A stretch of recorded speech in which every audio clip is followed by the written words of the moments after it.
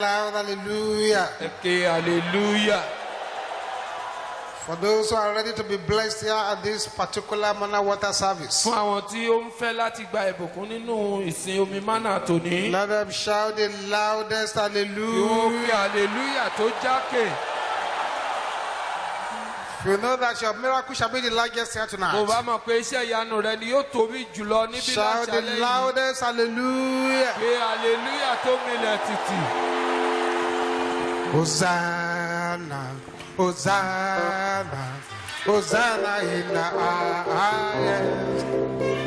Hosanna, Hosanna, Hosanna in the highest. Lord, we lift up your name. Lord, we lift up your name. Lord, we lift up your name. With a heart full of praise. With a heart full of praise. Be exalted, O Lord, I come. Hosanna in the highest. Sing it again, loud and clear. Hosanna, Hosanna, Hosanna in the highest. Hosanna, Hosanna, Hosanna in the highest. Lord, we lift up your name. Lord, we lift up your name. Lord, we lift up your name. With a heart full of praise. With a heart full of praise. Be exalted. Where's Hosanna. Hosanna, Hosanna, Hosanna in the highest. Hosanna, Hosanna in the highest. Lord, we lift up your name. Lord, we lift up your name. Lord, we lift up your name. With a heart full of praise. With a heart full of praise. Be exalted, O Lord.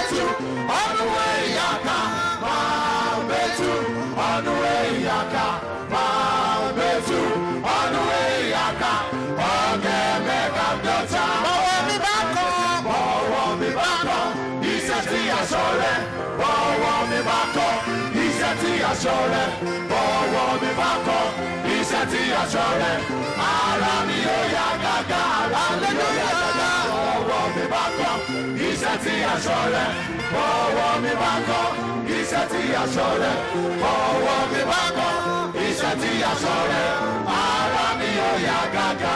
Hallelujah. Bọ̀wọ̀ mi bá kọ́ iṣẹ́ tí aṣọ rẹ̀ bọ̀wọ̀ mi bá kọ́ iṣẹ́ tí aṣọ rẹ̀ bọ̀wọ̀ mi bá kọ́ iṣẹ́ tí aṣọ rẹ̀ ara mi yóò yá gágá. Hallelujah. Bọ̀wọ̀ mi bá kọ́ iṣẹ́ tí aṣọ rẹ̀ bọ̀wọ̀ mi bá kọ́ iṣẹ́ tí aṣọ rẹ̀ bọ̀wọ̀ mi bá kọ́ iṣẹ́ tí aṣọ rẹ̀ ara mi yóò yá gágá. Ọ̀bàràyà bọ́kọ̀ símìrì ọ̀bàràyà bọ́kọ̀ símìrì ọ̀bàràyà jìnnà bọ́kọ̀ símìrì oyè láyé wẹ́rẹ́wẹ́rẹ́. Ọ̀bàràyà bọ́kọ̀ símìrì ọ̀bàràyà bọ́kọ̀ símìrì ọ̀bàràyà Jesus bọ́kọ̀ símìrì oyè láyé wẹ́rẹ́wẹ́rẹ́. Ọ̀bàràyà Jesus bọ́kọ̀ símìrì oyè láyé wẹ́rẹ́wẹ́rẹ́. Ọ̀bàràyà Jesus bọ́kọ̀ símìrì oyè láyé wẹ́rẹ́wẹ́rẹ́. Ọ̀bàràyà Jesus bọ́kọ̀ símìrì oyè láyé wẹ́rẹ́wẹ́rẹ́. Ọ̀bàràyà Jesus bọ́kọ̀ símìrì oyè láyé wẹ́rẹ́wẹ́rẹ́. Ọ̀bàràyà Jesus bọ́kọ̀ símìrì oyè láyé wẹ́rẹ́wẹ́rẹ́. Ọ̀bàràyà Jesus bọ́kọ̀ símìrì oyè láyé wẹ́rẹ́wẹ́rẹ́. Ọ̀bàràyà Jesus bọ́kọ̀ símìrì oyè láyé wẹ́rẹ́wẹ́rẹ́. Ọ̀bàràyà Jesus bọ́kọ̀ símìrì oyè láyé wẹ́rẹ́wẹ́rẹ́. Ọ̀bàràyà Jesus bọ́kọ̀ símìrì oyè láyé wẹ́rẹ́wẹ́rẹ́. Ọ̀bàràyà Jesus ibi máa dé o wáyé gbogbo gbèsè wálẹ̀. Ibi máa dé o ibi máa dé ibi máa dé o wáyé gbogbo gbèsè wálẹ̀. Ibi máa dé o wáyé gbogbo gbèsè bẹ́ṣù gbógun àyọ̀mọ́ òní tà sí o. Báyé gbógun bẹ́ṣù gbógun àyọ̀mọ́ òní tà sí o. Ibi máa dé o. Báyé gbógun bẹ́ṣù gbógun àyọ̀mọ́ òní tà sí o.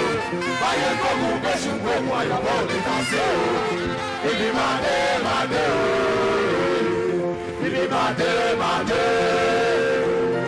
Ibi máa dé o. Báyé gbógun bẹ́ṣù wálẹ̀. Ibi máa dé o. Ibi máa dé o. Ibi máa dé o. Báyé gbógun bẹ́ṣù wálẹ̀. Ibi máa dé o. Báyé gbógun bẹ́ṣù gbógun àyọ̀mọ́ òní tà sí o. Báyé gbógun bẹ́ṣù gbógun àyọ̀mọ́ òní tà sí o. Ibi máa dé o. Báyé gbógun bẹ́ṣù gbógun àyọ̀mọ́ òní tà sí o. Báyé gbógun bẹ́ṣù gbógun àyọ̀mọ́ òní tà sí o. Ibi máa dé o. Ibi máa dé o. Ibi máa dé o. Ibi máa dé o. Ibi máa dé o. Ibi máa dé o.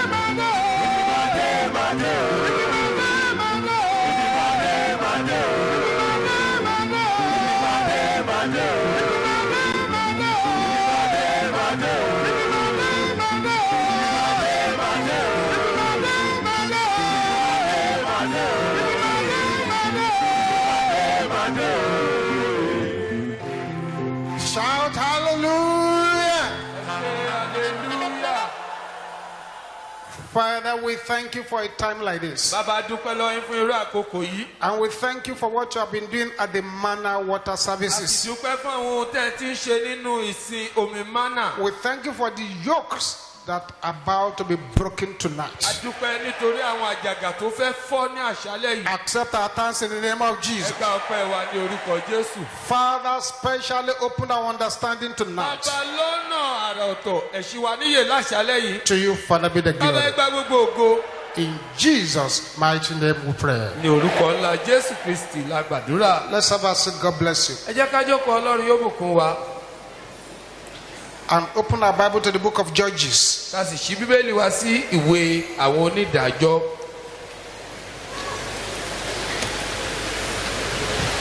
The book of Judges. Ìwé onídàájọ́. The book of Judges is one of the most interesting books in scripture. Ìwé onídàájọ́ ó jẹ́ ọ̀kan nínú àwọn ìwé tó lárinrin jùlọ nínú ìwé mímọ́. It tells you what goes wrong anytime God is not put in the first place. A máa fi hàn wá ohun tí yóò ṣẹlẹ̀ nígbà tí a ò bá fi Ọlọ́run ṣe ní ìṣáájú. It tells us so many deep secrets Ó sọ fún wa ọ̀pọ̀lọpọ̀ àwọn ohun àṣírí tó jinlẹ̀ in what we are looking at tonight, nínú ohun tí à ń wò láṣálẹ́ yìí which is a subject of very serious concern, tó jẹ́ ọ̀rọ̀ tó kọni lóminú púpọ̀. particularly as our lives on earth are concerned. Pàápàá jùlọ ó ní í ṣe pẹ̀lú ayé wa ní We're going to orílẹ̀ pick erùpẹ̀. our case study from the book of Judges. A ó mú àpẹẹrẹ kan láti inú ìwé onídàájọ́. Our case study is in the book of Judges. Àpẹẹrẹ tá a fẹ́ ṣàyẹ̀wò rẹ̀ inú ìwé onídàájọ́ And ló wà. what are we praying against or looking at tonight if we may complete it? Kí la ó ṣàyẹ̀wò rẹ̀ tá ó sì gbàdúrà lòdì sí láṣálẹ̀ bàbá lè parí rẹ̀. Is the problem of generational poverty. Ìṣòro ìṣẹ́ ìrandíran. The problem Ìṣòro of generational poverty. ìṣẹ́ ìrandíran. And let me sound a very huge note of warning. Mo wá fẹ́ ṣe ìkìlọ̀ ńlá yìí o. Just in case you have plenty of money and you think that can never be poverty. Bóyá o lérò pé o ní owó púpọ̀, o wá rò pé ìṣẹ́ ò tún lè ṣẹ́ ọ mọ́. If this thing is in a person's blood, Tí nǹkan yìí bá wà ní ẹ̀jẹ̀ ènìyàn, a person could have billions. onítọ̀hún lè ní bílíọ̀nù lónú Eventually, he's still coming down to zero. Ṣùgbọ́n lópin ohun gbogbo yóò tún padà sí tálákà òun náà ni. The problem of generational poverty will not prevent you from accumulating money. Ìṣòro ìṣẹ́ ìrandíran ò ní dá onítọ̀hún lẹ́kùn pé kó má kówó jọ. As far as you leave the earth without no money. Ohun tó kàn ṣá ni pé nígbà tó onítọ̀hún bá máa kúrò láyé kò ní mówó kankan lọ. I've seen people whose mansions have been auctioned.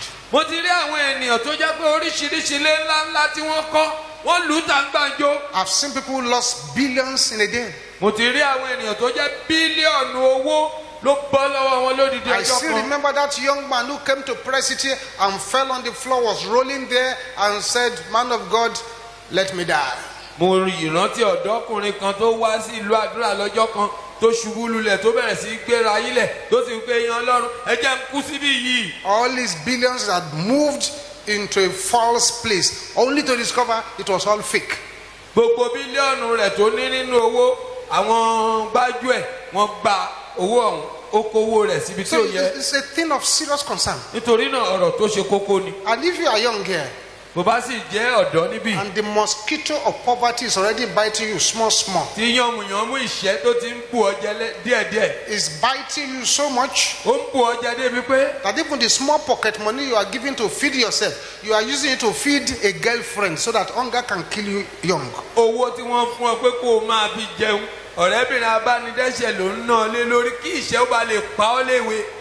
The thing has started on your body, ó ti bẹ̀rẹ̀ sí ọ lára nìyẹn and you need to watch it. o sì nílò láti kíyèsára. In the book of Judges, ìwé onídàájọ́ chapter 6, orí kẹfà Judges chapter 6, verse 13, ẹsẹ̀ ìkẹtàlá ìwé onídàájọ́ orí kẹfà introduces us to a man called Gideon, ó fojú ẹnìkan hàn wá orúkọ rẹ̀ ń jẹ́ Gídíónì. that the angel called him a mighty man of valor. áńgẹ́lì sì pè é ní ọkùnrin alágbára.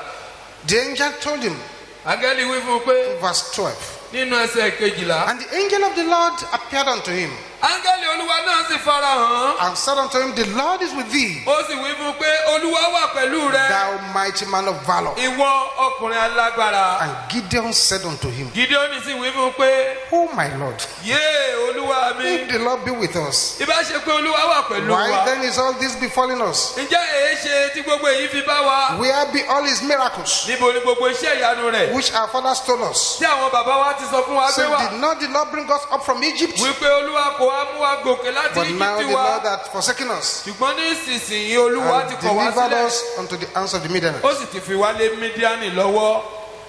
He found himself poor. ó rí ara rẹ̀ nínú ìṣẹ́ He found himself unfit. ó ríra rẹ̀ lẹ́ni tí ò yẹ.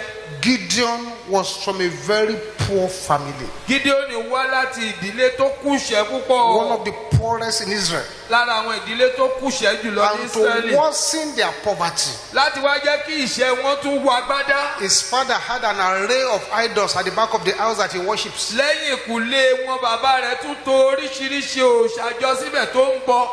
I'm praying for anyone here. mo ń gbàdúrà fún ẹnikẹ́ni níyì If there was a shrine at the back of your compound when you were young, tí ojúbọ bá wà lẹ́yìn ìkùlé ilé yín nígbà tó wà ní kékeré and they have captured your tí destiny, wọ́n sì ti mú àyànmọ́ rẹ̀. recover them now in the name of Jesus. bàbá yìí ní orúkọ Jésù A sevenfold amen. ní méje.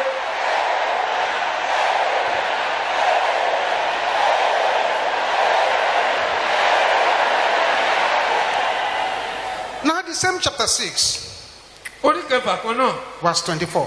ẹsẹ̀ ìkẹrìnlélógún. Then Gideon built an altar unto the Lord nígbà náà ni Gídíónì mọ pẹpẹ kan and called níbẹ̀ it fún Olúwa Jehovah Shalom. ó sì pe orúkọ rẹ̀ ní Jèhófà Unto this day Ṣálọ́mù. it is yet in Ophrah of the ó Abiezrites. wà ní Ófrà ti àwọn Ábésírì síbẹ̀ títí di òní. And it came to pass the same night, ó sì ṣe ní òru ọjọ́ kan náà the Lord said unto him, ni Olúwa wí fún un pé take thy father's young bullock, mú akọ màálù even bàbá the rẹ̀ second bullock of 7 years old, àní akọ màálù kejì ọlọ́dún méje and throw down the altar kí o sì wó pẹpẹ Báálì of Baal that the father hath, tí bàbá rẹ̀ ní and cut lulẹ̀ down the grove that is by it, kí o sì bẹ́ igi òrìṣà tó wà and build lẹ́gbàá an rẹ̀ altar lulẹ̀ unto the Lord thy God upon the top of this rock. kí o sì mọ pẹpẹ kan fún Olúwa Ọlọ́run rẹ lórí ibi àgbàrá yìí. And this man went ahead ọkùnrin yìí ó sì tẹ̀síwájú to destroy the idol of his father's ó house. sì pa òrìṣà ilé bàbá rẹ̀ run. Question: ìbéèrè why did God give him that instruction? kí ni ṣe tọ́lọ́run fi pa irú àṣẹ yẹn fún un. Are we saying God is not powerful enough to just overrule? ṣé à ń sọ pọ́lọ́run ò lágbára tó ni láti wọ́gi lé. Why did he insist that it was a condition to use Gideon, a condition for Gideon to fulfill his destiny that he has to destroy those idols. ìdí rẹ̀ tí ọlọ́run fi wá tẹnumọ́ pé tóun ó bá lè lo Gídíónì ó ń láti lọ pa òrìṣà ilé bàbá rẹ̀ run. Simple. kò lè It's a spiritual law. òfin tẹ̀mí ni. You handed over yourself to the enemy ìwọ ló fa ara rẹ lé ọ̀tá lọ́wọ́. and you want to break that chain, o sì fẹ́ já ṣẹ́kẹ́ṣẹkẹ̀ o. you must renounce and reject that chain and destroy it. o gbọ́dọ̀ kọ̀ kó yọra rẹ kúrò kó sì pa ṣẹ́kẹ́ṣẹkẹ̀ So o. Gideon destroyed the idols of his father's house. Gídíónì pa òrìṣà ilé bàbá rẹ̀ run. Then the progress of his life started. ìtẹ̀síwájú ayé rẹ̀ wá bẹ̀rẹ̀. He became a champion. ó di He akíkanjú. became a fighter. ó di jagunjagun. He became very rich. ó di ọlọ́rọ̀ púpọ̀. But it did not address ṣùgbọ́n kò bójútó this generational poverty. ìṣẹ́ tàbí òṣì ìrandíran. When that generational poverty will start, nígbà tí ìṣẹ́ ìrandíran máa bẹ̀rẹ̀ he began to multiply wives. ó bẹ̀rẹ̀ sí kó ìyàwó jọ. This time that he was poor, he had only one wife. nígbà tí ó ń kúṣẹ́ ìyàwó kan ló ní o. Then he multiplied them ó wá kó ìyàwó jọ. and began to have plenty of children from plenty of women. ó wá bẹ̀rẹ̀ sí bímọ púpọ̀ látọ̀dọ̀ obìnrin púpọ̀. Then because of those plenty of wives, nítorí ọ̀pọ̀ ìyàwó the same thing that happens to men who jump like mosquito from one woman to the other happened to him. nǹkan kan náà tó máa ń ṣẹlẹ̀ sí gbogbo àwọn ọkùnrin tó ń bà lé obìnrin oríṣiríṣi bíi yànmùyánmú ó ṣẹlẹ̀ sóhun náà. When a man sleeps with cockroach here, nígbà tí ọkùnrin kan bá bá aáyán sùn níbí rabbit there, tó bá ehoro sùn lọ́hùn spider, tó bá aláǹtakùn sùn lọ́yìn crocodile, tó bá ọ̀nìdàpọ̀ ń bò mí all kinds of things. oríṣiríṣi nǹkan He collects those negative anointing upon his life. yóò gba ìfòròyàn tó lòdì kọ̀ọ̀kan bẹ́ẹ̀ And- káàkiri and sáyé very rẹ̀ soon- láìpẹ́ His head orí rẹ̀ will no longer be correct. kò ní pé mọ́ Same thing. nǹkan kan náà ló Just like ṣẹlẹ̀ what they did to Solomon. gẹ́gẹ́ bí nǹkan tí wọ́n ṣe fún Sólómọ́nì When Solomon multiplied the women, nígbà tó kó àwọn obìnrin jọ his head was no longer correct. orí rẹ̀ wá pé mọ́ Same thing here. nǹkan kan náà ni Whereas ṣùgbọ́n it is showing face like adultery, ó ń fojú wọn bí àgbèrè but this inside ṣùgbọ́n nínú is that generational poverty. iṣẹ́ ìrandíran yẹn ni. Let's see what happened to Gideon. ẹ jẹ́ ká wo ohun tó ṣẹlẹ̀ sí Gídíónì. Eventually, they offered him even the crown of Israel. lópin gbogbo rẹ̀ pàápàá wọ́n tiẹ̀ fi lọ́ọ́ kó wá jọba. It's part of his poor background. bó tilẹ̀ jẹ́ pé òtòṣì ni He refused. ó kọ̀. But later, ṣùgbọ́n gbà tó yá in Judges chapter 8, ìwé onídàájọ́ orí kẹjọ verse 24, ẹsẹ̀ ìkẹrìnlélógún. and Gideon said unto them, Gídíónì sì wí fún wọn pé I will desire a request of you, èmi ó béèrè nǹkan lọ́wọ́ yín that you will give me every man the earrings of his prey, pé kí olúkúlùkù yín fi òrùka etí tí ń bẹ nínú ìkógun rẹ̀ fún mi. for they had golden earrings, nítorí tí wọ́n ní òrùka etí wúrà because they were Ishmaelites. nítorí pé ọmọ Ishmaeli The ni wọ́n Ishmaelites jẹ́. are those who wear earrings. àwọn ará Ishmaeli ló ń wọ yẹrí etí. And they said, we will willingly give them. wọ́n dáhùn wípé tinútinú ni àwa ó fi And wọn they spread a garment, mú wọn wá wọ́n sì tẹ aṣọ kan. and they cast therein every man the earrings of his prey. olúkúlùkù wọ́n sì sọ òrùka etí ìkógun rẹ̀ sí. And the weight of the golden earrings that he requested was 1,700 shekels of gold, beside ornaments and collars, and purple raiment that was on the king of Midian. ìwọ̀n òrùka etí wúrà náà tí ó béèrè lọ́wọ́ wọn jẹ́ ẹ̀ẹ́dẹ́gbẹ̀sán ṣẹ́kẹ́lì wúrà láìka àwọn ohun ọ̀ṣọ́ àti ohun ṣíṣọ ọ̀rọ̀ àti aṣọ elése àlùkò tí ó wà lára àwọn ọba Mídíánì And beside the chains that were about their camels' necks. àti láìka ẹ̀wọ̀n tí ó wà ní ọrùn ìbákasí And ẹ̀wọ̀n. Gideon made an effort thereof, Gídíónì sì fi ṣe ẹ̀wù ẹfọ́dù kan and put it in his city, ó sì fi sí ìlú rẹ̀ even in Ophrah. ní Ọfra. And all Israel went thither a whoring after it, gbogbo Ísírẹ́lì sì ṣe àgbèrè tọ̀ ọ́ lẹ́yìn níbẹ̀. which thing became a snare unto Gideon and to his house. ó sì wá di ìdẹkùn fún Gídíónì àti fún ilé rẹ̀. Is it not strange ṣé kìí ṣe nǹkan àjèjì that ni? the man who destroyed the idol of his father's house is now using earrings that were gathered from people they captured to make another idol? pé ẹni tó pa òrìṣà ilé bàbá rẹ̀ run ó wá kó gbogbo òrùka etí tí wọ́n gbà lọ́wọ́ oríṣiríṣi èèyàn ó kó jọ ó wá tún fi ṣe òrìṣà míì. The Bible says it became a snare to him and to Israel. bíbélì wípé ó di ìdẹkùn fún Gídíónì àti Ísírẹ́lì. And the same Judges chapter 9. onídàájọ́ orí kẹsàn-án.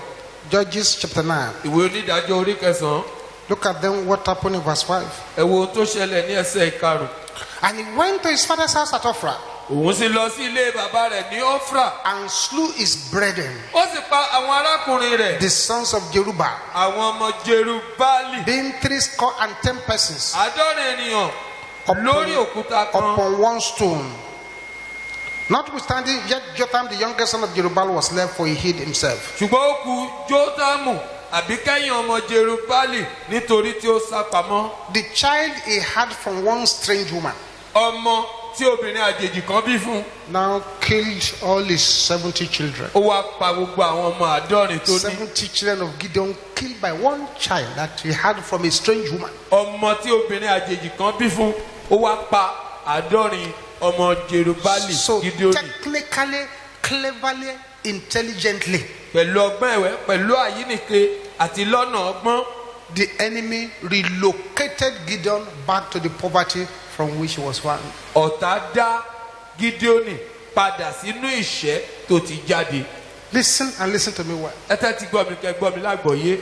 When there is generational poverty, nígbà tí òṣì ìrandíran bá wà.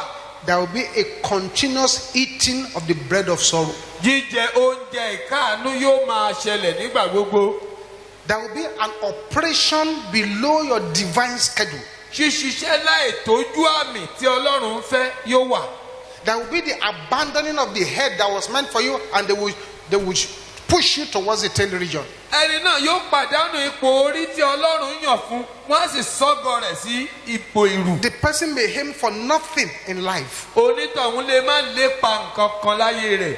The person will be throwing his net into the wrong sea, catching the wrong fish. irú ẹni bẹ́ẹ̀ yóò máa da àwọn rẹ̀ sínú omi tí ò yẹ á sì máa mú ẹja tí ò yẹ. The person will be washing much more than you can hang out.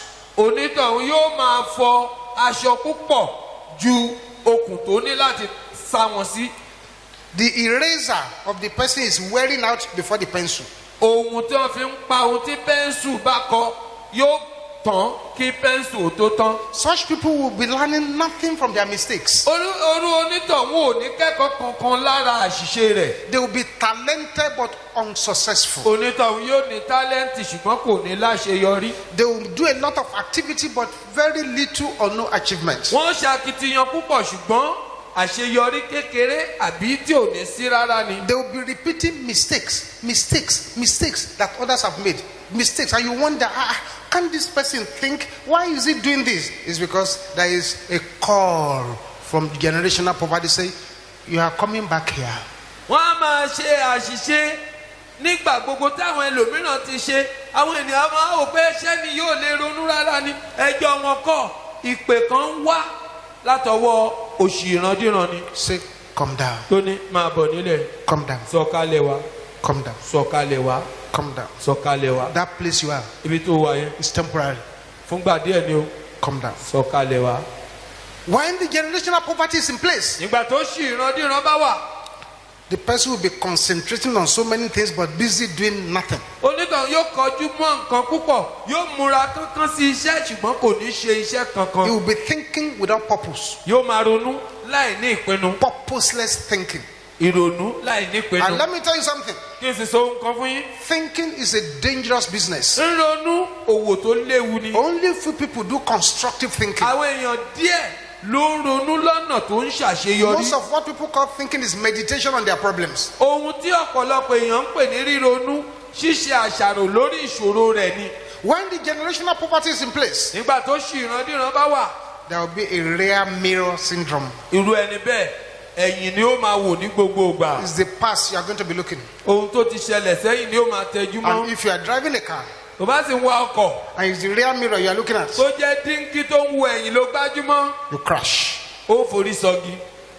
When the generational poverty is in place, nígbà tó ṣì ìrandíran bá wà the person will be struggling for leftovers wherever the person is. ibikíbi tó nítọ̀hún bá dé àjẹkù ni yóò máa sáré lé. Every time they weigh you in the spirit realm, they weigh you and find you wanting. nígbàkigbà tó bá díwọ̀n onítọ̀hún nínú ẹ̀mí wọn á rí i pé kò tójú òṣùwọ̀n. Such people with this kind of spirit, generational, they give up very easily. àwọn tó ní ẹ̀mí òṣì ìrandíran yìí wọ́n máa ń tètè juwọ́ sílẹ̀ kí wọ́n sọ̀rètí nínú kan. They like to settle at the bottom. wọ́n máa ń gbádùn kí wọ́n wà nísàlẹ̀. If they come to church, they like to sit at the back. bàbá wa lè jọ́sìn náà ẹ̀yìn ni wọ́n á lọ jókòó sí. Anywhere they are, they like to be at the back. ibikíbi tí wọ́n bá wà ìjókòó ẹ̀yìn. Such people have the habit of boasting and sleeping. irú àwọn ẹni bẹ́ẹ̀ wọ́n gbádùn kí wọ́n máa fọ́nu kí wọ́n sì máa sùn. They run on the track of laziness. wọ́n á máa súré lórí pápá ìmẹ́lẹ́. The issue of generational poverty is a serious matter. ọ̀rọ̀ ìṣẹ́ tàbí òṣì ìrandíran ọ̀rọ̀ tó le ni. I know someone, mo mọ ẹnìkan the grandfather bàbá rẹ̀ was pounding day-old baby of slaves. ó máa ń fi àwọn ọmọ òòjọ́ tí àwọn ẹrú rẹ̀ bí Pounding them, using them for ó sacrifice. máa fi wọ́n gúnṣẹ́ á fi mí ìrúbọ. And each time those slaves issued curses ní gbogbo ìgbà tó bá sì ṣe bẹ́ẹ̀ àwọn ẹrú ọ̀hún wọ́n gégùn that it will not be well with his children. pé kò ní dáa fún àwọn ọmọ rẹ̀. This person had a total of 7 boys ọkùnrin bí ọmọkùnrin méje and 3 girls. àti obìnrin mẹ́ta. All 7 boys were mad. gbogbo àwọn ọmọkùnrin méjèèje ló ya wèrè. The 3 girls became prostitutes. àwọn obìnrin mẹ́tẹ̀ẹ̀ta wọ́n di aṣẹ́wó. When there is generational poverty, nígbà tí òṣì ìrandíran bá wà then the poverty has entered your blood. ó túmọ̀ sí pé òṣì ọ̀hún ti wọnú ẹ̀jẹ̀ rẹ nìyẹn. It may be at an incubation stage, ó lè jẹ́ pé wọ́n sàbá lé e lọ́wọ́ báyìí ni. and you will think everything is okay, ó wá lérò pé nǹkan gbogbo ló ń lọ and you déédéé. don't deal with it. tó o bá dojúkọ You don't deal with it, it deals with you. òun ni ó dojúkọ. So don't try and excuse yourself from this. má gbìyànjú láti yọra rẹ sílẹ̀ nínú ọ̀rọ̀ yìí o. It is not a bad thing to overpray, kì ó sí ohun tó burú nu kéèyàn gbàdúrà lágbàjù. but it is dangerous to underpray ìgbó léwu láti má gbàdúrà tó. or àbí to pray that to a level that is not even enough to remove the bondage. kò wá gbàdúrà dé ìpele tí ò tí ì tó láti yọ ìgbèkùn ọ̀hún. True, òótọ́ ni there is activated poverty, pé òṣì tí wọ́n rú sókè wà. there is bondage poverty, òṣì ìgbèkùn ó wà. there is cursing poverty, òṣì tègún ó wà. there is covenanted poverty, òṣì onímájẹ̀mú ó wà. there is magnetic poverty, òṣì olóǹfà ó wà. there is spare poverty. òṣì elépè ó wà.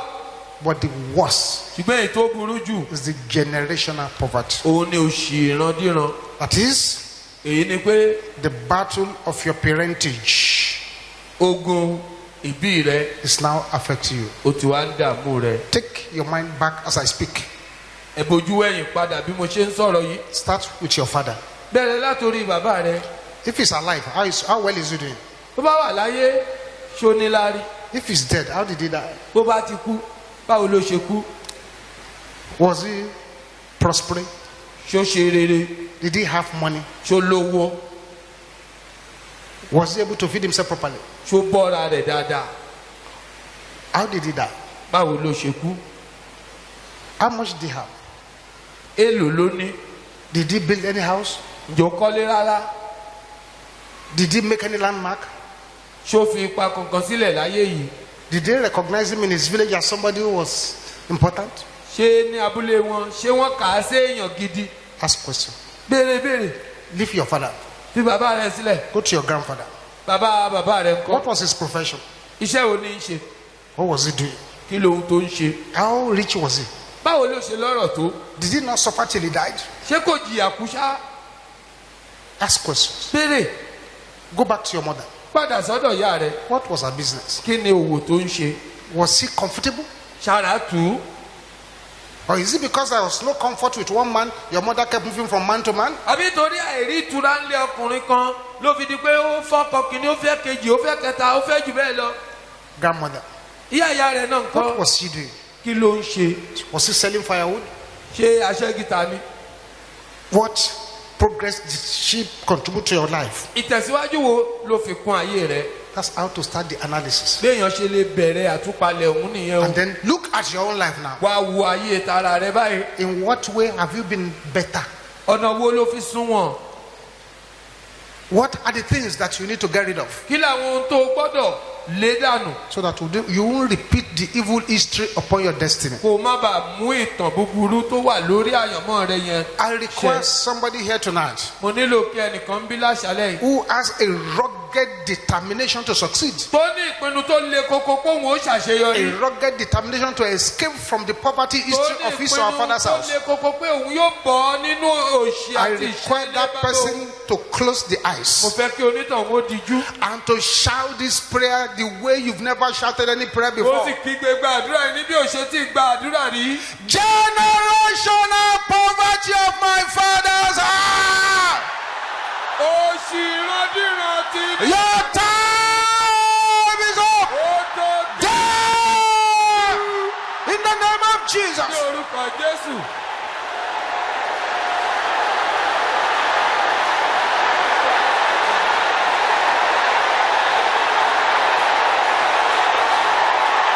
Don't joke with these prayers.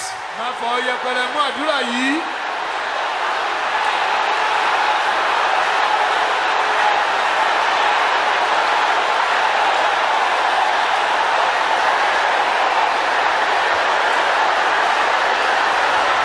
Jesus. Something is happening over there. Ohun kan ń ṣẹlẹ̀ lọ́hùn yẹn. Bapoteketendeke yaboshenderaba. Ó yá dáadáa sọ.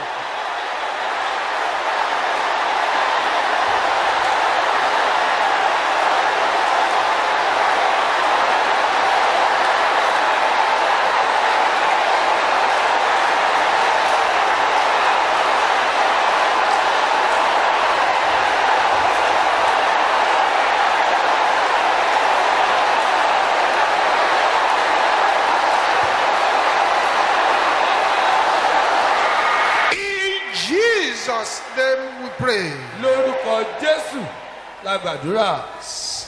If you see what started to happen just now, Ẹ bá rí ohun tó bẹ̀rẹ̀ sí ní ṣẹlẹ̀ nísinsìnyí. you will not stop the prayer. Ẹ ò ní dákẹ́ But we àdúrà. need to move on a little bit. Máa fẹ́ tẹ̀síwájú. What started happening just now? Ohun tó bẹ̀rẹ̀ sí ṣẹlẹ̀ báyìí. Just wait, we'll go back to the prayers later. A ó padà sí àwọn àdúrà yẹn. I know a brother, Mo mọ arákùnrin kan. very rich home, Láti ilé ọlọ́rọ̀. very rich home, Láti ilé ọlọ́rọ̀. or so he thought. Àbúrò bẹ́ẹ̀. So they all took things easy. Nítorí náà wọ́n ń fọwọ́ yẹpẹrẹ mú gbogbo nǹkan. He too had a big business to do, Òun náà ní òwò ńlá. and he went Ó sì lọ láti ṣòwò and kan. used the 3 houses the family have Ó wá lo ilé mẹ́tẹ̀ẹ̀ta as tí ẹbí wọn ní collateral to take a huge loan láti fi dúró yáwó to do a huge business, láti ṣe òwò ńlá kan which will have multiplied his own wealth sevenfold. tí kò bá ti mú kí ọrọ̀ rẹ̀ kó lé ní ìlọ́po méje. And those things he bought were shipped in. Àwọn nǹkan tó rà wọ́n sì gbé e wọlé. All of a sudden, Lójijì there was fire in the ship. ọkọ̀ ojú omi bá gbaná. Both ship Àtọkọ̀ and everything àtọjà gone. gbogbo rẹ̀ sì run. When he came crying, Nígbà tó sunkún dé. did you insure? Ǹjẹ́ o san owó mádàndófò? Said no. Ó ní rárá. No insurance. Òun ò ṣe mádàndófò. So they took over all the 3 houses of the family, and they all live in the family house, including the father and the mother. Wọ́n bá gba gbogbo ilé mẹ́tẹ̀ẹ̀ta. Inú ilé ẹbí sì ni gbogbo wọn àtòun àti bàbá àti ìyá ń gbé. As of the time we found them, Nígbà tá a fi máa rí wọn. they were looking for 140,000 naira to hire 1 room. Ohun tí wọ́n wá ní ogóje ẹgbẹ̀rún náírà láti fi gba yàrá kan. Those who had 3 houses, Àwọn mansions. tó ní ilé ńlá mẹ́ta ọ̀tọ̀ọ̀tọ̀ tẹ́lẹ̀ rí. This is how this generational poverty masquerades. Bí òṣì ìrandíran ìṣe máa ń dàgọ̀ bójú rè and they don't deal with it, náà bá dojú kọ it's hiding there, yóò fara pamọ́ síbẹ̀ calling, ó ń pè wọ́n come down, sọ̀kalẹ̀ wá come down. sọ̀kalẹ̀ wá That place is temporary. ibi òkè yẹn fúngbà díẹ̀ ni Come down. sọ̀kalẹ̀ wá. I'm praying for somebody here. wọ́n gbàdúrà fún ẹnìkan ní. Every generational voice of poverty gbogbo ohun ìrandíran tí òṣì calling against you from the grave, ó pè ọ́ láti ipò òkú. I bury them now in the name of Jesus. bẹ́ẹ̀ni lórúkọ Jésù. Masikapola kaya boshente.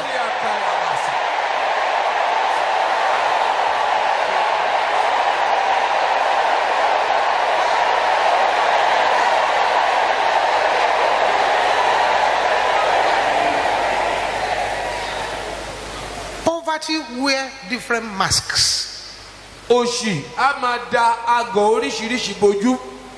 and you may not be able to identify that this is poverty. o sì lè má tètè mọ̀ pé òṣì leléyìí This is poverty.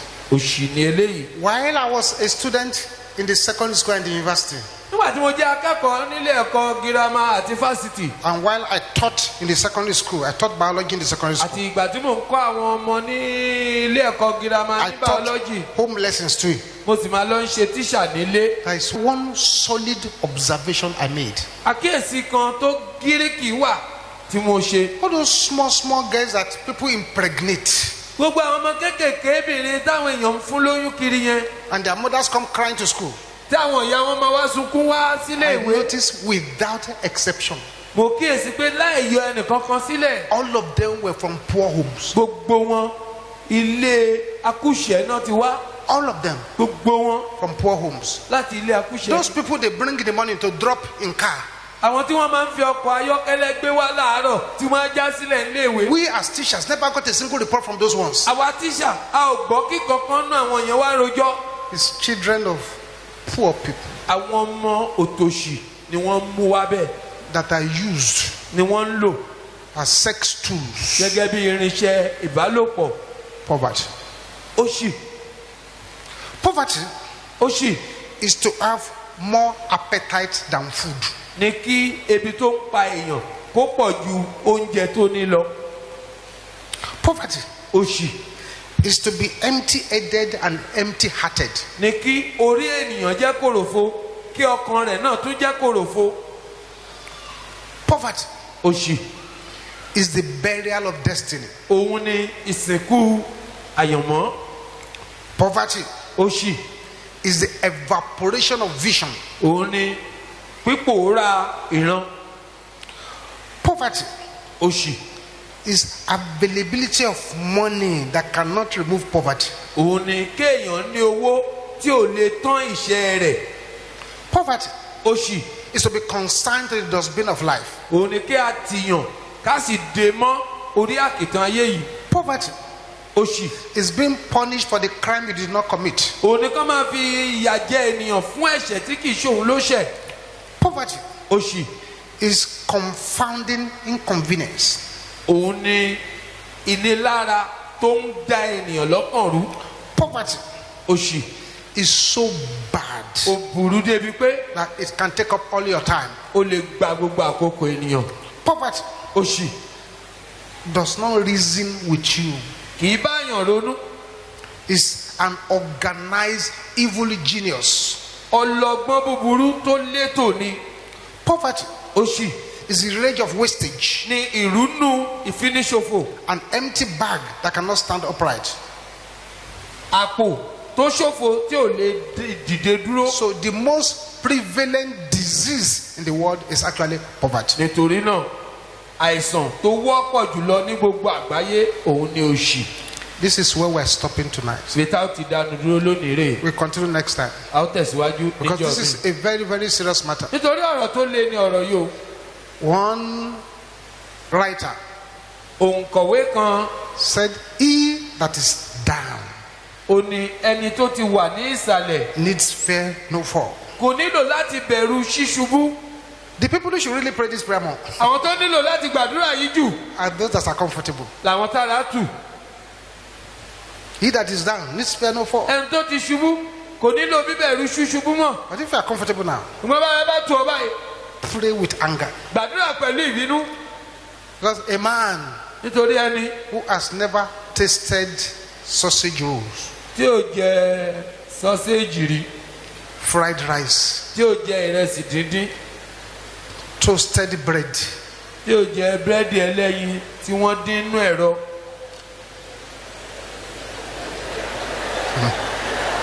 before. He's never tasted it before. kò jẹ́ rí. His food in the morning oúnjẹ tó máa ń jẹ láàárọ̀ is dry plantain and peanut. ní bọ́ọ̀lì gbígbẹ àti ẹ̀pà. He's never tasted that before. So he won't miss it because he's never tasted it before. kò lè ṣàfẹ́rí rẹ̀ nítorí pé kò tí ì jẹ́ rí.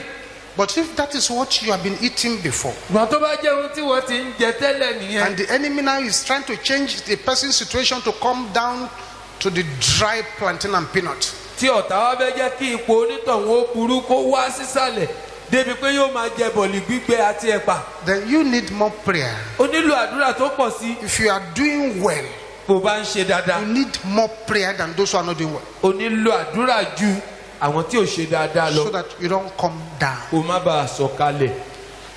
Rise to your feet. ẹ dìde dúró wáyé. All eyes closed. kí gbogbo wa sì díjú. In case you are here tonight bóyá o wà ń bí láṣálẹ́ yìí. and you are not born again, o sì ti dàtún bí. you've not yet surrendered your life to Jesus. o ì tí ì fi ayé rẹ fún Jésù. Do so very quickly on a night like this. tètè ṣe bẹ́ẹ̀ ní irú àṣálẹ́ yìí o. This kind of prayers may be the prayers your destiny have been waiting for years. ó ṣeé ṣe kó jẹ́ pé irú àdúrà ìlàyànmọ́ rẹ ti ń dúró dè fọdún pípẹ́. Because we are still going to move ahead on this topic nítorí a tún máa tẹ̀síwájú lórí ọ̀rọ̀ yìí. to let you identify the different masquerade powers of this problem. láti lè jẹ́ kó o mọ oríṣiríṣi agbára ìgbàgbọ́ bójú ti ìṣòro yìí. You need to surrender your life to Jesus ó now. ní láti fi ayé rẹ fún Jésù All báyìí. eyes closed. tí gbogbo apáta kàdìjú. Say, Pastor, I want to surrender my life to mo bá Jesus. wípé olùṣọ́àgùtàn mo fẹ́ fi ayé mi fún Jésù. Just raise up your right hand where you are níbi tó wà náwó ọ̀tún rẹ sókè. and say what I'm going to say after me. kó o sì wí tẹ̀lé mi. Say, Father, pé bàbá in the name of ní Jesus, orúkọ Jésù I come before you now. mo tọ̀ yín wá nísinsìnyí. I surrender my life to you, mo fi ayé mi Jesus. fún ọ Jésù Come into Kristi. my life, Lord Jesus. Jésù Olúwa wọnú ayé mi wá. In Jesus' name we pray. ní orúkọ Jésù ni mo gba àdúrà. Our staff will attend to you where you are àwọn òṣìṣẹ́ wa yóò dọ́dọ̀ rẹ níbi tó bá wà. and give you materials you must complete wọ́n and sì give back fún ọ to láwọn us. ìwé tí ó fọwọ́ sí tó sì tún dá padà fún wa. Thank you, o Jesus. ṣeun Jésù. All eyes closed. tí gbogbo akadìjú nísinsìnyí Right there where you are. níbi tó wà ní. I want you to quietly talk to the Lord. mo fẹ́ kó o bá Olúwa sọ̀rọ̀ ní kẹ́lẹ́kẹ́lẹ́. That Father, pé bàbá any hidden enemy ọ̀tá ìkọ̀kọ̀ yòówù in any area of my life, ní ibikíbi nínú ayé mi. expose them. ẹ tú àṣírí wọn. Expose them ẹ tú àṣírí wọn. and chase them out. ẹ sì lé wọn jáde. Begin to talk to the Lord bá quietly. Olúwa sọ̀rọ̀ ní kẹ́lẹ́kẹ́lẹ́.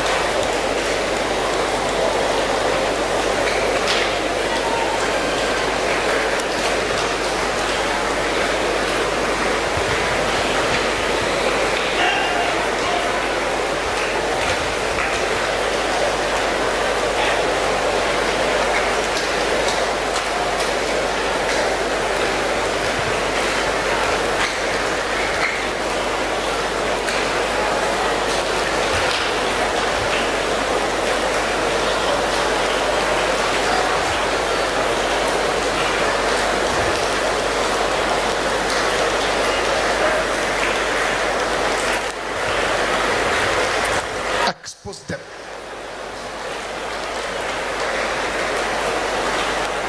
Amen. àmín. The first prayer to pray when we come to a topic like this àdúrà kínní láti gbà bàbá ń sọ̀rọ̀ ọ̀rọ̀ báyìí. may sound strange, ó lè ṣàjèjì but it is a key. ṣùgbọ́n ó ṣe kókó. Sisters, arábìnrin can you shout this loud and clear? ẹ kígbe lóhùn òkè báyìí. Any spell èpè kéèpè resident in my family life. tó ń ja ìdílé mi. I am not your candidate. Èmi kì í ṣe ẹni rẹ. Can I hear the sisters shouting that? Obìnrin ó kígbe rẹ̀ kí n gbọ́.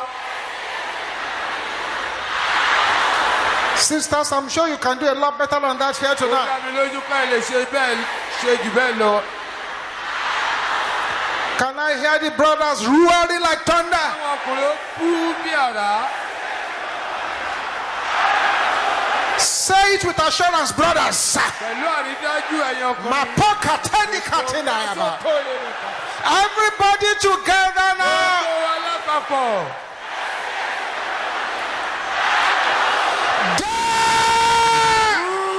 In the name of Jesus. Ní orúkọ Jésù.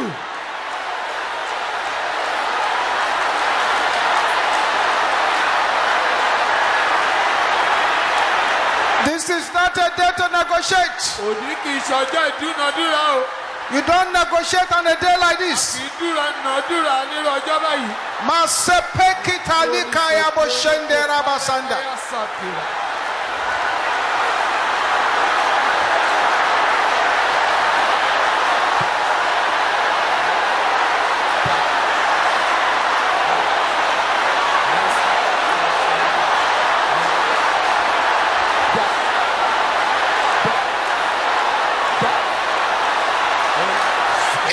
Jesus' name we pray. Lórúkọ Jésù la gbàdúrà. See what is happening again. Ẹ wo tó tún ṣẹlẹ̀. You see, those doors that have closed, let's say them opening. Àwọn ilẹ̀kùn tó ti ṣe wọ́n bẹ̀rẹ̀ sí ṣí báyìí.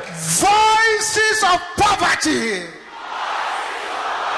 Ohùn òṣì calling me from the grave. tó ń pè mí láti Die! In the name of Jesus. ní orúkọ Jésù.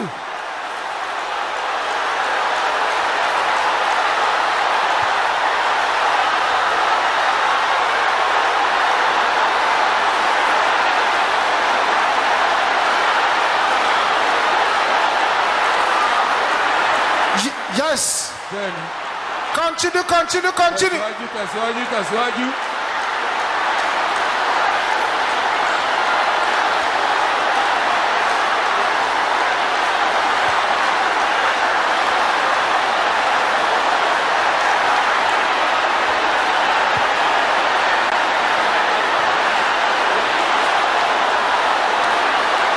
Oh, yes.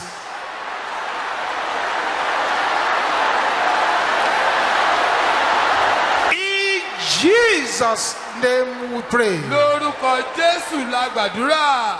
Silence. Ìdákẹ́rọ́rọ́ wà. Silence. Ìdákẹ́rọ́rọ́ wà. I want to issue a very strong command. Mo fẹ́ pa àṣẹ tó lágbára kan. Anything can happen to anybody. Ohunkóhun ló lè ṣẹlẹ̀ sẹ́nìkankan. Does not matter. Kò ní fi ṣe òun. The important thing is for you to be free. Ohun tó ṣe pàtàkì ni kò ṣáà ti bọ́. The Bible says, Bíbélì wípé the Spirit of the Lord God is upon me ẹ̀mí Olúwa Jèhófà ń bẹ lára to mi preach deliverance to the captives. láti wàásù ìtúsílẹ̀ fún àwọn òǹdè.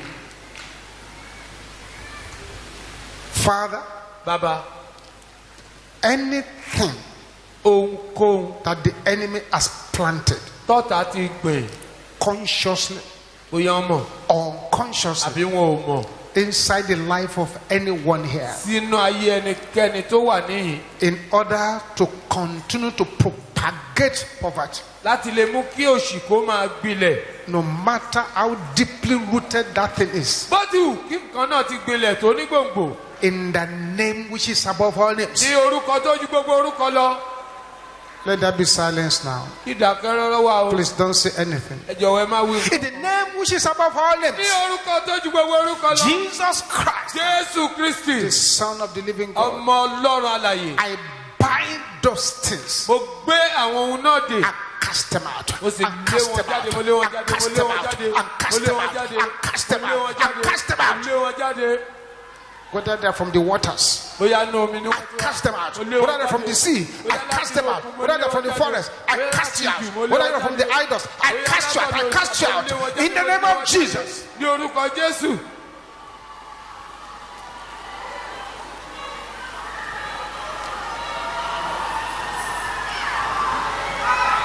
See what is happening. ẹ wo ohun tó ń ṣẹlẹ̀.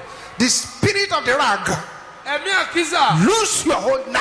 Jáde rẹ In the name of Jesus. lórúkọ Jésù.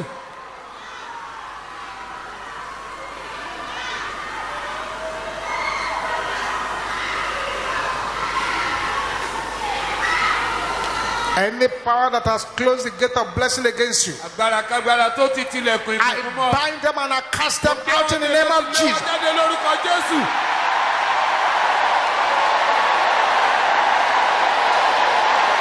Jesus. Jésù.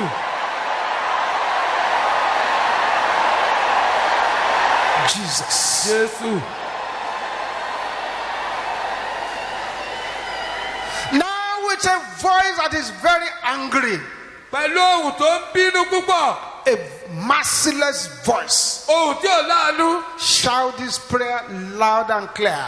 kígbe àdúrà yìí lóhùn rárá. Generational poverty. òṣìrọ́dún. Of my father's house. ilé bàbá mi. Generational poverty. ìrandíran. Of my mother's house. ìyá mi. Death. In the name of Jesus. ní orúkọ Jésù.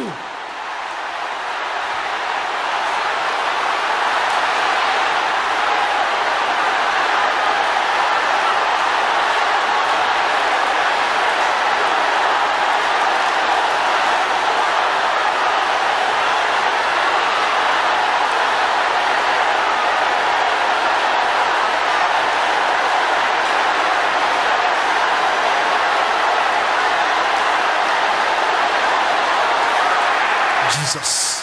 Jésù. Jesus. Jésù. Jesus. Jésù. Jesus. Jesus. Jesus. Jesus. Jesus. Jesus. Jesus. Jésù. Aha! Aha! bẹ́ẹ̀ Deal with it. lóògùn tí. This is not a day to negotiate. òní kì í ṣọjọ́ ìdúnadúrà. Bapokateri boko. Balikatende keyabo shenteraba. Riba sepende keyabo shenteraba.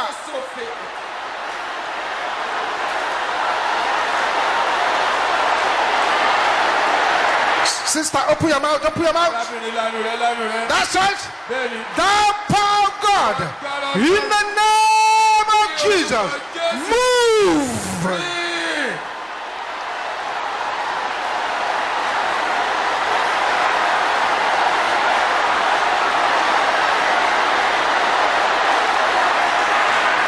In Jesus' name we pray. lórúkọ Jésù la gbàdúrà. Bring out your manna water now. ẹ mú omi mánà yín jáde báyìí. Jesus. Jésù. Jesus. Jésù. Father, we bring this water to you. bàbá a gbé omi yìí tọ̀ yín wá. Let every particle of this water ẹ jẹ́ kí ohun gbogbo tó parapọ̀ jẹ́ omi yìí. become deliverance medicine in the name of ó Jesus. ṣe gbòógì ìtúsílẹ̀ ní orúkọ Jésù. Let every particle of this water gbogbo ohun tó pérajọ jẹ́ omi yìí. be converted to vitamins and antibiotics of the Holy Ghost. In the name of Jesus. Let every particle of this water kí ohun gbogbo tó jẹ́ omi yìí. destroy every infirmity in the name of Jesus. oorun gbogbo Let every particle of this water ohun gbogbo tó jẹ́ break every yoke in the name of Jesus. ní orúkọ Jésù. Now, if you have any sickness in your body, ó bá ní àìlera kankan ní ara rẹ. apply this water to your palm fi omi yìí sí àtẹ́lẹ̀ ọwọ́ rẹ. and rub it on that part of kó your o sì body. fi wọ́ ibẹ̀ ní àgọ́ ara rẹ. I'm waiting for you to do that now. òdúró ní ọkọ̀ òṣè yẹn ń There sìn. is fire, iná there is power agbára inside this water now bẹ nínú omi náà báyìí. to break every yoke, láti fọ́ gbogbo àjàgà. to destroy every plantation láti of run darkness. gbogbo irúgbìn òkùnkùn. Rub it ìwọ on that part níbi bẹ̀ yẹn that is giving you stress. tó ń yọ ọ lẹ́nu. See what is happening to that woman. ẹ wo ohun tó ń ṣẹlẹ̀ sí Just obìnrin. rub it on that fibroid. fipá ibi tí ìju yẹn wà. It's punctured. ó ti lu.